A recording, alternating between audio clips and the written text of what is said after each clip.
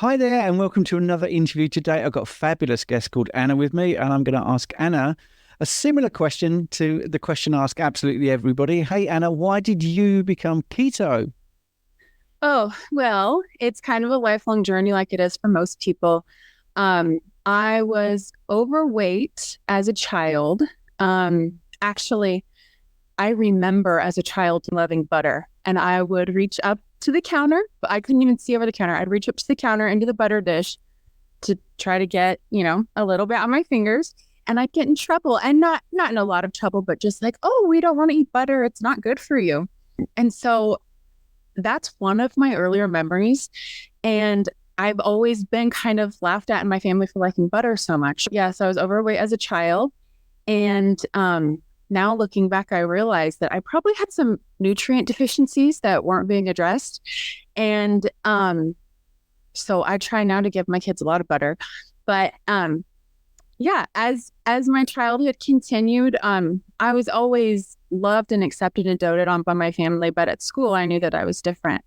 And by high school, I had a little bit more autonomy, and I asked my parents if they would help me lose weight. So at that point, I was probably about 50 to 60 pounds overweight. As a sophomore in high school, I was 16, and my parents, of course, were so ready to help me with anything. They were so supportive. And so that's kind of when I started my first official diet. I did a program called LA Weight Loss. It was kind of like a Jenny Craig type program. You ate more real food and cooked more food at home than Jenny Craig, but you would go in and you would see a consultant between 1 and 3 times a week. And you would log everything that you put into your mouth in a little diary. And they sold you these proprietary blend protein bars. And so you could eat 2 of those a day, along with, I was on the teen plan, so I could eat 3 fruits and 2.5 proteins, and everything was measured. And so I was able to lose, I think, about 50 pounds at that time. And I did that in a summer. So I came back to high school my junior year, and I looked like a completely different person. And I think I surprised a lot of people. So the attention was really fun.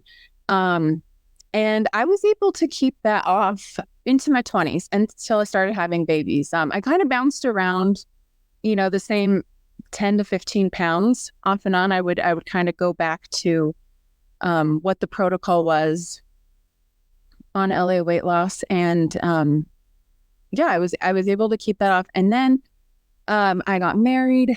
Actually, I did a crash diet right before I got married. I did the isogenics shakes. I don't know if you've heard of those, but everyone has. I think what I noticed is when you lose weight, everyone has a product that they want to sell you and get you to buy and get you, I don't know, addicted to or dependent on for weight loss. And so I was able to lose, 20 pounds before my wedding. I felt great. Besides being hungry all the time. And then I started having babies, and I had 4 beautiful boys within the span of 5.5 years. And each pregnancy, I gained anywhere from 35 to 55 pounds. We had them very quickly, so my body never recovered fully. I was never able to take the weight off fully after each one. After the second one, I didn't lose the last, say, 25 pounds. Like, it just compounded to about 100 pounds in total. So at that point, once I was ready to lose the weight, my youngest baby was about 2.5 years old. And I knew I didn't want to spend more money. I knew I didn't want to eat fake food. I knew that I was always, always mentally hungry. I think a lot of people, kind of a buzzword I hear a lot of people talking about is food noise. And that really resonated with me. I was constantly thinking about food. What is my next meal? How am I going to get the most bang for my buck? How am I going to eat the most without eating the most calories? It was just a constant game. And I was tired of being overweight. I was starting to feel the effects of being overweight. Every time I went to the doctor, I had high blood pressure, and I was usually going to the doctor for chronic UTI infections, despite doing all of the right things that they tell you to do. I was feeling moody. I was foggy, just mentally not sharp at all. I often told my husband, I feel like I'm going crazy. And it was always like, well, you have 4 kids, 6 and under. Of course you feel crazy. Um, and I was homeschooling them too. So I was with them all the time. So that's what I always chalked it up to. But actually, I was on Instagram just looking at various accounts like we all do. And my favorite accounts were always the weight loss and inspiration accounts, and just thinking like, someday that is going to be me. I'm going to do it someday. Those were kind of the seeds that were being planted in my early 30s of like, I'm going to do this. I just have to figure out the best way. I was following a girl who's kind of in a similar boat. She had gained a lot of weight after having her babies and had been struggling to take it off. And she had kind of developed her own plan. It was called like the 21 day fix or something. She was trying to sell the plan online. And I ended up buying it for $20. And I started it and I felt hungry. I felt so hungry. So I was like, well, this isn't going to work. So after that, she started struggling with a lot of metabolic dysfunction. I watched her kind of over the course of a year and a half, go on this journey of discovering what metabolic function is, what dysregulated blood sugar was, what insulin resistance was. And so she started walking through this whole thing on Instagram. It was like watching a documentary. Every day I'd check Tiffany's profile to see like, what's she doing now? She was sharing all of this information as she went on. And it was just really amazing what she was learning. She was sharing videos from Dr. Eric Berg and Dr. Sten Ekberg and Dr. Ken Berry and Dr. Jason Fung. And then she kept dropping the name of Jason Fung's book, The Obesity Code. And I thought, I'm not going to read a book about obesity. That's not my problem. Well, it was my problem. I was in denial. I finally bought it on Audible and I listened to it at the end of 2021. I listened to it throughout December. And I think my husband and I sat down, our wedding anniversary is December 30th. So every year we sit down and it's nice. We have a meal together and, you know, we do our little anniversary date and we always talk about what our goals are for the upcoming year. We're not big into goal setting or even writing our goals down. We just talk kind of general, like what would we like to see happen this year for our children, our finances, our health, so on and so forth. So for the last several years, it had been like, oh, we want to lose weight. We want to get healthy. And this year I was like, hey, I've been reading this book called The Obesity Code. And it makes so much sense intellectually. And it makes so much sense physiologically, the way he's explaining all these principles. And I want to try the ketogenic diet. And he was like, that's such a buzzword. It's trendy. I don't think it's going to work. And I said, here's the thing. I've tried so many things with products. I've tried starting on my own. I've tried calories in, counting calories out. I've tried counting macros. I counted all the things and I'm still hungry and I'm still overweight. So like, maybe let's just give this a shot. And so we tried it. I actually kind of started slow. I knew that I had a sugar addiction. I knew it wasn't just food that I thought about, but it was sugar. And I felt compulsion to go towards sugar, refined grains, starchy things, but mostly dessert. And so I knew that I had to kind of wean myself off of the processed sugar first. And then, so it's kind of a soft start to keto. I know people do it different ways, but I actually took about the last 2 weeks of December. I didn't tell anyone, but great time of year too with Christmas, and all of the treats, but I just stopped eating the desserts. And, I felt good by December 30th when we had that talk. And then, by January 1st, we in a very cliche fashion, started the ketogenic diet on January 1st, 2022. And the rest has been history. So it's, I started clean keto. I really tried not to buy a lot of packaged foods. I do every now and again. It's a very small part of what I eat, but mostly whole ingredient, or one ingredient whole foods is what I do. I eat a lot of meat and a lot of dairy, a lot of butter. I eat eggs every day. I eat all of the things they've told us for the last 70 or 80 years not to eat because they're bad and they're going to raise our cholesterol and they're going to make us fat. I ate all of those things and it was amazing. The food noise stopped. My mental focus came back. I was able to complete tasks and work really hard at home. I stay at home with my kids and I homeschool them. And my mental focus and my mental goal in the beginning shifted as well to something that I've never done before. A lot of people talk about like manifesting, and I don't do that sort of thing, but there was a mental switch that happened that was, I can do this. I'm going to do this. It's, in fact, in the future, it's already done. And so I'm going to treat my body that way for my future self. And so that was also another key piece. It wasn't just following the principles of the ketogenic diet. I did that. I did that to a T, and I was very strict in the beginning. But that mental shift of like, this is already done in the future, it's non-negotiable, that really, I think, also benefited me.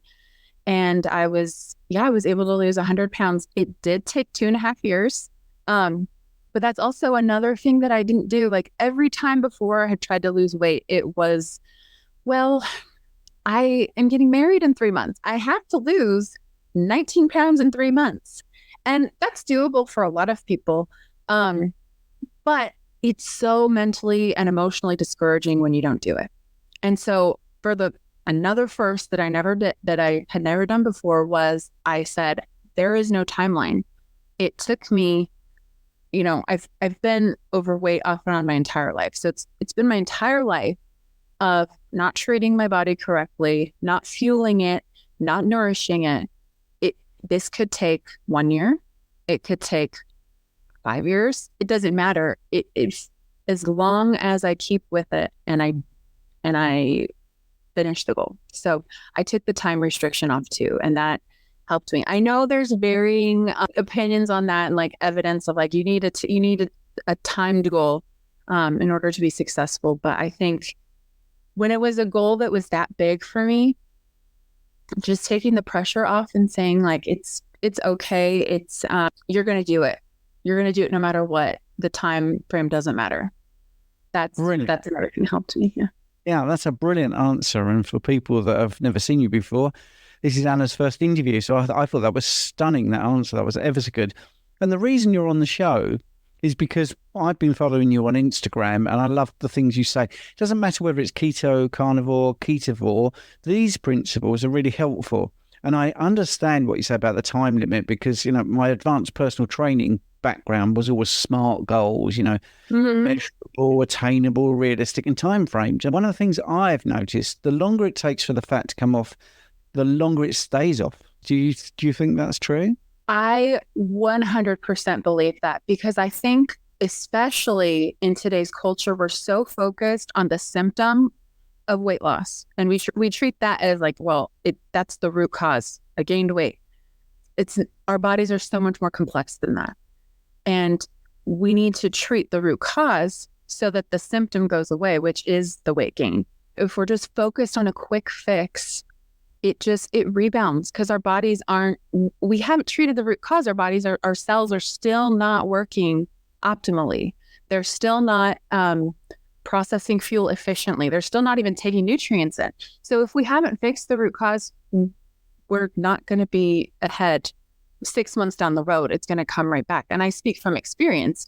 I know that when I went on the isogenics thing, and I'm not trying to knock them. I think their shakes taste amazing. And I think they probably have some nutritive value, but I wasn't treating the whole picture at that point in my life. So it was just a quick fix. It did the job, absolutely. But I didn't address some of the other things in my body that were going on at the time. And so after my wedding, I packed on, the 19 or 20 pounds that I lost or whatever, I packed on 13 to 15 again, almost instantly, because I couldn't afford to keep buying the shakes. Yeah, definitely that rebound effect. And I've been afraid the entire process, the 2.5-year process, I've been afraid that what's going to happen when I'm done with this. Well, one, my mind shift changed like this.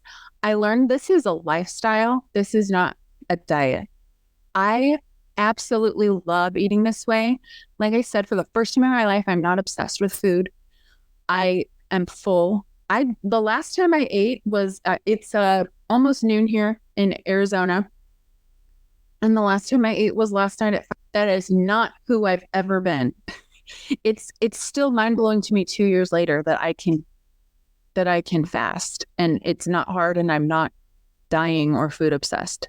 Yeah. And so back to that original question of like losing slowly. Yes, absolutely. You can maintain this lifestyle so easily. You don't really have to think about it. It's effortless to maintain my weight, which is a dream come true because I never, ever dreamed of being here. I'm going to clear something up as well for people that are listening. When you were a child, you liked butter, but that wasn't the reason you gained weight, was it? It wasn't the butter. That's absolutely right. No, the reason I gained weight as a child is because, I mean, my family, like every other family, they were just doing their best. And the common knowledge was calories in, calories out, and a low-fat diet to keep your heart healthy. Eat those Cheerios and the grains, and, it was the 50 to 60% of your diet should come from carbohydrates. And so that's what we did. And my whole family has struggled with their weight. And I will share something fun with you about my immediate family. I have an older brother, a younger sister, and a mom and a dad. And collectively in the last 3 or 4 years, we've lost over 400 pounds together. So this is something that is a family endeavor. We've all kind of gone our separate ways and found what's worked for us. And I think we all feel really good, and that's great. I'm proud that we've worked our way out of that 90s diet culture, low fat, low cal thing. So yes, butter did not cause my weight gain. It was the highly processed foods. It was the carbohydrates. It was the sugary drinks. It was, things that were considered normal in the 90s. And your story is very inspiring, but also very frustrating because it hits a lot, millions of people, basically. Millions. Yeah. And we're all trying our best, and we're all believing and trusting the system that we're in. And I think what I learned through reading Jason Fung's book is it's not the people. Like obesity, I think he said it, is that obesity is not a people problem, it's a systems problem.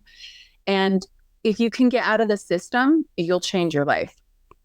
That's absolutely right. And that's really well summed up, actually.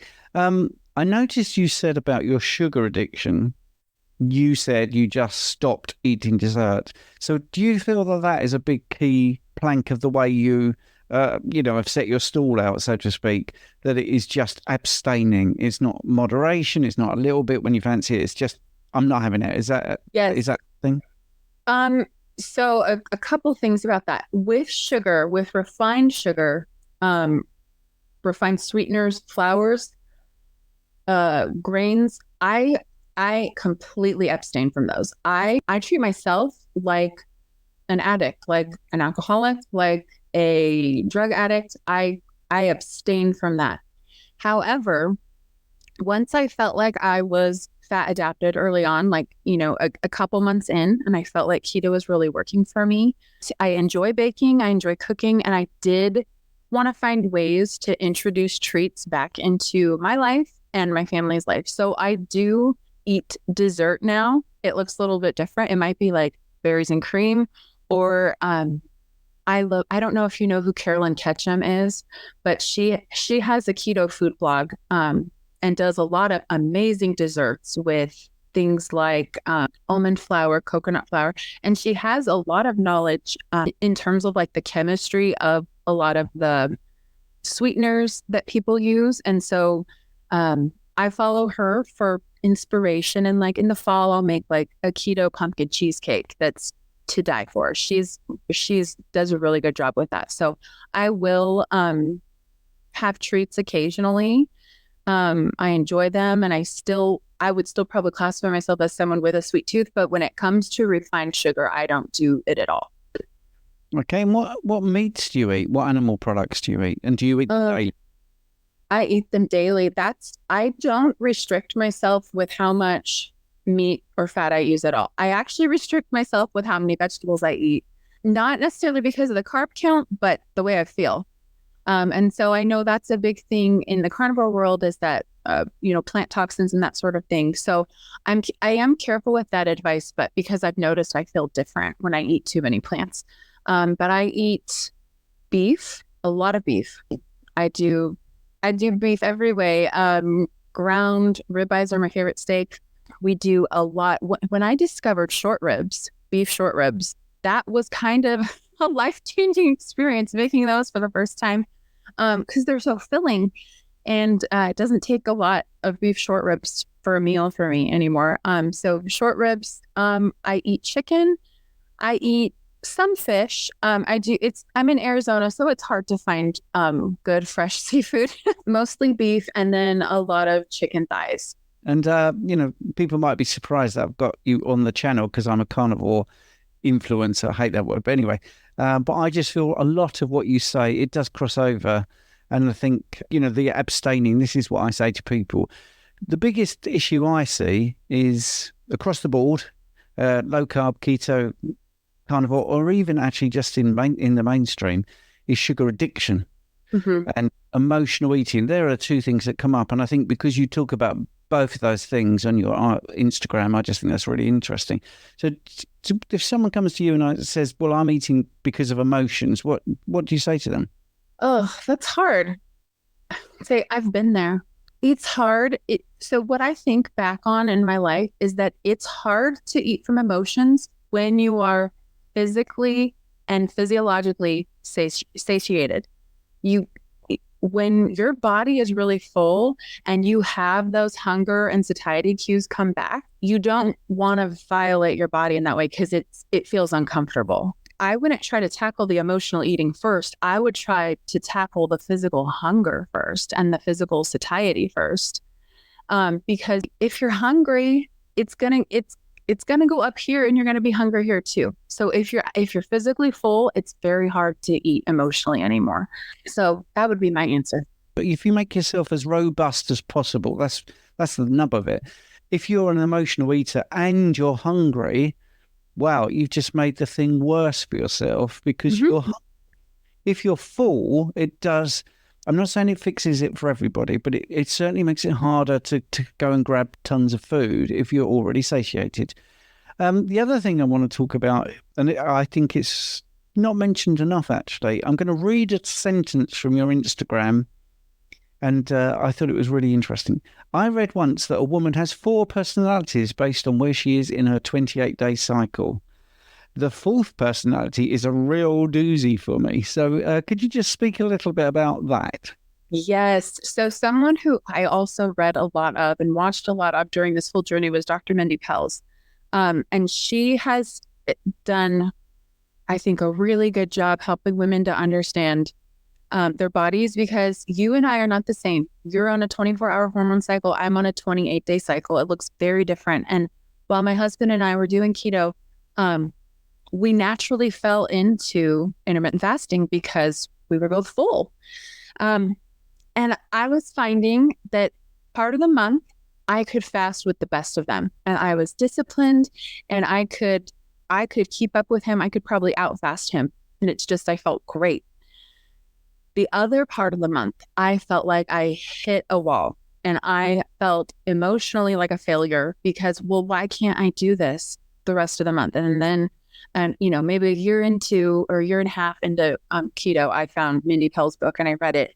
And it really helped me understand that tracking your cycle is good and it's a good place to start, but there's so much more complexity to a woman's body and the fluctuations of estrogen, progesterone, and testosterone throughout the month that are really going to impact, obviously, our emotions, but it affects my hunger and appetite so much more than I ever knew. And once I listened to that and just became okay with the fluctuation and not assigning like a moral value to that time of the month, I'm like, okay, like I can get through these 10 days or 2 weeks now with eating. Like I understand that I personally need to up my carbs just a little bit.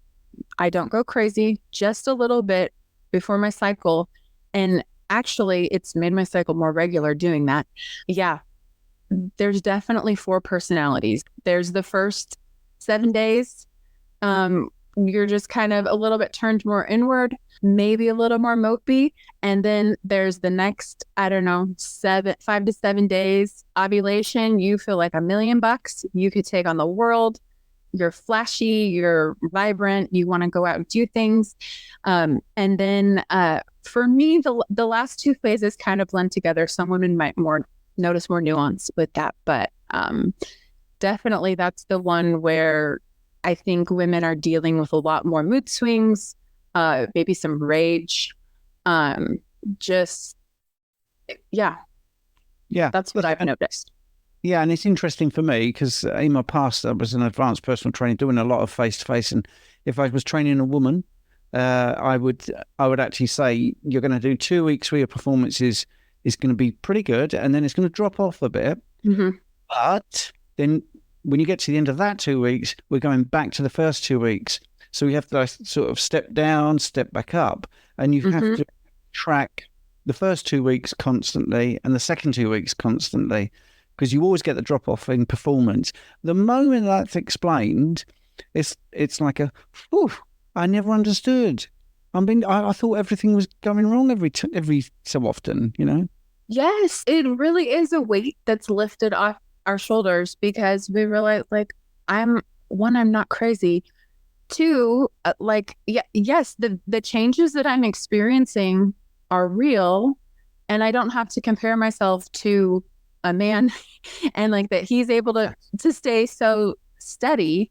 Like, this is how I was designed, and it's a good thing. If we didn't have this, we wouldn't have our children and our babies, and like society would not exist anymore. So we have to learn to lean into those fluctuations and differences because it's how we've been created to be. Yeah, it seems hard when you want to lose weight, but that burden can be lifted from you thinking that you're a failure. And it can really help you to just ride out those 2 weeks and give your body what it needs. Yes. I mean, just to make it easy for people at home who are not quite sure what I mean, I would say, let's just to make the sums easy, the first 2 weeks, maybe that person could do 10 reps with 10 kilograms, but then the first 2 weeks of that, and then the second 2 weeks, I would see they might be able to do 8 kilograms at 10 reps. But then the following 2 weeks after that, so we're now into week 5 and 6, we'd be going back to the 10 kilograms, 10 reps. Maybe we could put the weight up there a little bit. So you get this sort of ziggy-zag chart, but the trend was always upwards. But once it's explained, you haven't got 2 weeks of hitting yourself really hard mentally and thinking, oh, what's happening? My performance is dragging. And that's when people give up. That is when people give up, when the chips are down or it's not going. So, I mean, I've had a client where she really happy first week, just coincidental timing, first week from coaching. Wow, I'm down 4 pounds. It's really good. Lots of pain.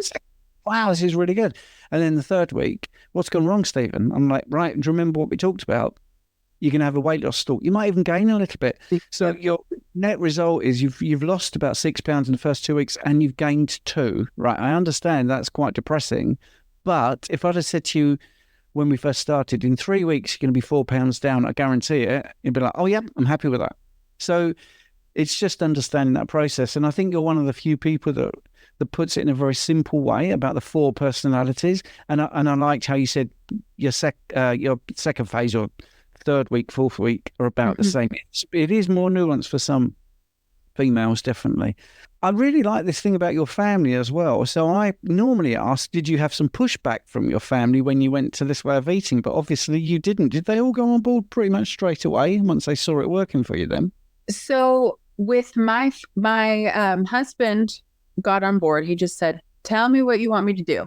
I'll do it. Yeah. So he was able to, like, I explained it to him. We talked about, these are the theories behind it. And he did it.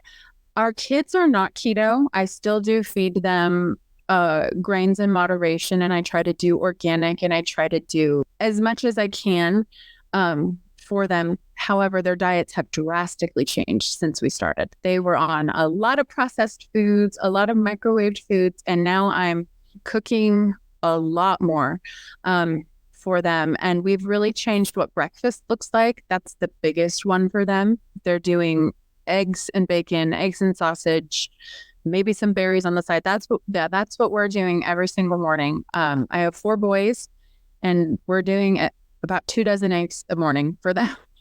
So actually, for the whole family, we'll eat 2 dozen. So a lot of people are like, "That's so many eggs," and I'm like, "Well, it keeps them full all day." And we've cut out snacking. That's been huge. That's huge for kids. But it's because they're full, and their brains are fueled, their bodies are fueled. So that's with like my little immediate family. My parents and siblings, they've actually all kind of gone their own way of doing different things. One of them has done actually a gastric sleeve.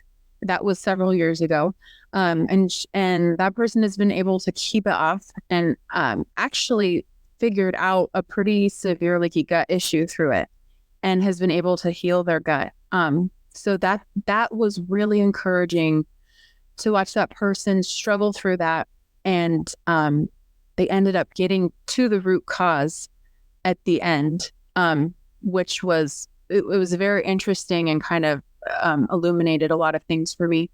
One of them is kind of the opposite of me and does kind of vegetarian and fasting.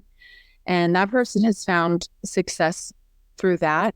And then another one has actually done some GLP-1 shots and has found success through that. So we've all gone very different directions and have found success in different ways. And now when we get together for dinner, we're all eating very different things. I think this interview might be one that I catch up with you in a couple of years' time and hear how you've all changed and what's been the best for the long-term success. Because I think that's when you start experimenting, and everyone is experimenting there. Be interested to know in 2 years' time if they're all doing the same things or if they've included fish and eggs or whatever, So I think it's great that you're all doing it. And I hope people that's watching my channel realise I'm open-minded. I want to listen to people that are reversing problems. And I don't sort of condemn anyone. If someone has decided to go vegetarian, for instance, or vegan, at least they're thinking about it. Going back to the system, it's when you realise the system is wrong and everything you're being told is wrong and your eyes are open. You might try one thing first, like veganism or vegetarianism. You might find in 4 years that's not working for you anymore. Then you try something else. But at least trying, that's the thing. You're thinking about it. The best thing about all of this is not listening to the food guidelines. And right. That's the bottom line for me. I don't want people to listen to the food guidelines and actually try to make informed choices and listen to their body. I mean, I'm doing this full circle because you as a child knew you liked butter. There you go. So you knew it was a good thing. Your body was craving those essential fatty acids, and it was, all the good things that are in butter you wanted. And at that period of time, in the news, it was don't eat butter, eat margarine. Terrible advice. Absolutely. So your parents only did what they thought was best for you. So very interesting. So Anna, if, we've come to the end of the interview. I always do short interviews. If someone came to you and said, oh, I'm stuck on the standard American diet or standard Western diet, I don't think I can do this. What advice would you give them? They don't think they can do keto?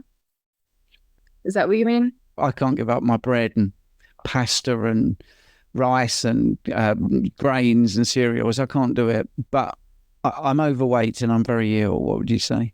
It's hard because I thought that way for 3 years before I actually said yes to keto. I think you kind of have to come to a point where you're at the end of the road. Like, I've tried everything. I've heard other people say, just give it 12 weeks.